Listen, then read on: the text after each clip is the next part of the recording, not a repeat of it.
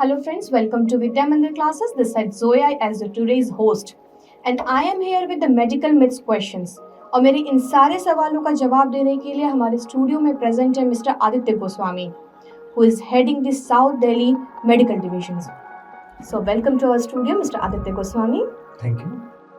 Medical preparation करना तो हर बच्चे का सपना होता है, लेकिन 21 लाख बच्चों के बीच में ये कंपटीशन होता है, ये सोच के मेरे बहुत सारे बच्चे जो हैं वो बैक स्टेप आ जाते हैं कि इस एग्ज़ाम में अगर मैं अपीयर करूँगा तो मेरा सिलेक्शन होगा या नहीं होगा। ये बच्चों का एक मेजर क्वेश्चन है सर। देखिए, अगर आपको डॉक्टर बनना है तो आपको इस चीज़ पे फोकस करना ही नहीं है कि कितने स्टूडेंट एग्जाम में बैठ रहे हैं, बिकॉज आपको सिर्फ इस बात पे फोकस करना है कि आपको 720 में से 650 प्लस मार्क्स लेके आने हैं। क्योंकि अगर आप 650 प्लस मार्क्स ले आते हो तो आपको एक अच्छा गवर्नमेंट मेडिकल कॉलेज मिल जाता है। इवन 618 मार्क्स पर भी हमारे एक स्टूडेंट को मेडिकल कॉलेज मिला है, government medical college. So just don't focus on कि कितने स्टूडेंट बैठ रहे हैं, बस इस बात पे फोकस रखना है कि मुझे 650 प्लस टारगेट लेकर के चलना है। और वैसे भी बेशक 21 लाख स्टूडेंट एग्जाम में अपीयर होते हैं, बट असली फाइट टॉप 1.5 लाख स्टूडेंट ही करते हैं। सो इसका ये मतलब है कि अब बच्चों को इस बात पे नहीं फोकस करना है कि 21 लाख बच्चों के बीच में ये कंपटीशन है, उन्हें अपनी प्रिपरेशन और अपने कट ऑफ मार्क्स पे ज़्यादा फोकस करना है कि वो कितना प्रिपरेशन कर रहे हैं एंड कितने ज़्यादा टाइम मैनेजमेंट कर रहे हैं and so problem solving question कितने अटेम्प्ट्स कर सकते हैं बेसिकली। ये just target on 650। That's good sir. Parents और स्टूडेंट्स की एक और क्वेरी है कि मेडिकल एजुकेशन के लिए फ़ीस बहुत ज़्यादा लगती है। फाइनेंशियल कंडीशन की वजह से बहुत सारे पेरेंट्स जो है उसकी वजह से बैक स्टेप आ जाते हैं कि वो इतना फाइनेंशियली अफोर्ड नहीं कर सकते।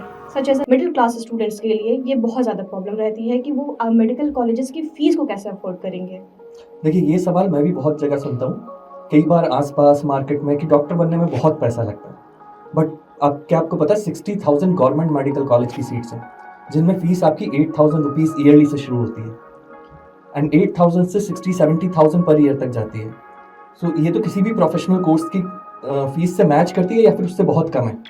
And apart from this, last year में आपको स्टाइपेंड भी मिलता है। MBBS अकेला ऐसा कोर्स है जहाँ पे लास्ट ईयर 1 ईयर में आपको स्टाइपेंड भी मिलता है, जहाँ से आपकी फीस ही कवर हो जाती है। सो डॉक्टर बनने के लिए पैसा नहीं लगता, मेहनत लगती है। सर मेडिकल प्रिपरेशन करने में 5 इयर्स का टाइम ड्यूरेशन लगता है। आई थिंक बच्चों में ये क्वेश्चन रहता है कि सर आधी एज तो डिग्री लेने में निकल गई, फिर उसके बाद हमारी अर्निंग कब स्टार्ट होगी सर? देखिए, अगर हम इस बात को देखें, कौन सा आपका प्रोफेशनल कोर्स 4.5 ईयर से कम का है? फिर उसके बाद आप मास्टर्स डिग्री के लिए भी जाते हैं हर कोर्स में। बट MBBS अकेली ऐसी डिग्री है, जैसा कि मैंने पिछले सवाल में बताया था, कि जहाँ पे आपको फाइनल ईयर में स्टाइपेंड भी मिलता है, that is up to 26,000। And after completing of MBBS आप जूनियर रेजिडेंसी में जाते हैं। अगर आपका PG नहीं होता, वहाँ पे आपको up to 1 lakh rupees per month आपकी इनकम स्टार्ट हो जाती है। तो आफ्टर 4.5 ईयर आपकी इनकम स्टार्ट हो जाती है।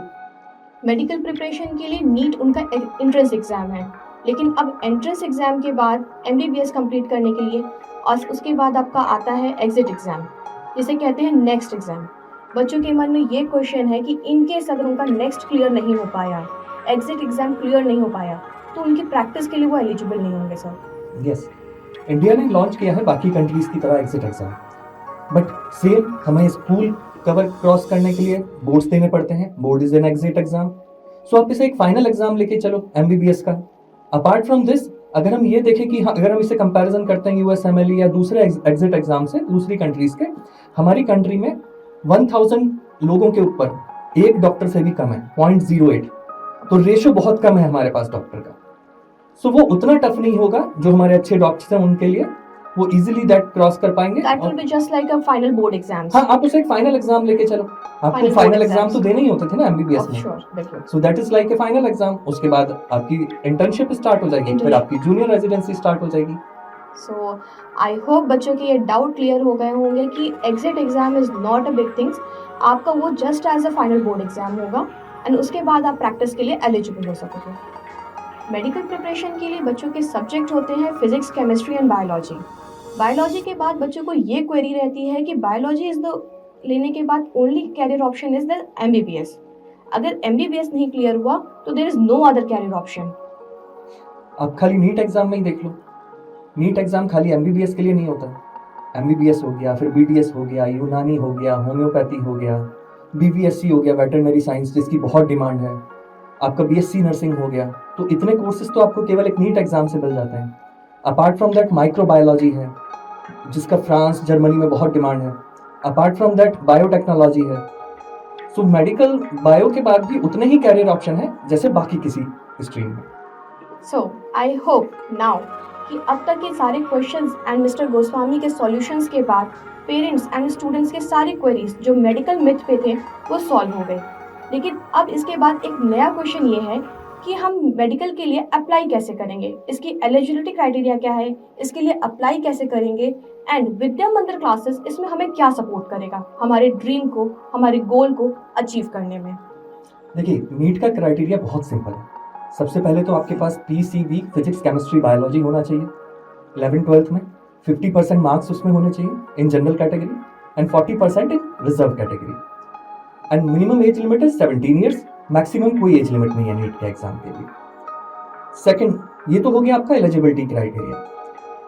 वीएमसी कैसे उसमें हेल्प कर सकता है, वो ये कि फर्स्ट 11th-12th में तो आपकी प्रिपरेशन होती ही है नीट की, बट अगर आपने पहले से डिसाइड कर रखा है कि आप डॉक्टर बनना चाहते हो 8th-9th क्लास से, तो नीट का एग्जाम एक ही चीज़ पे डिपेंड करता है, वो है स्पीड एंड इंस्टेंट डिसीजन।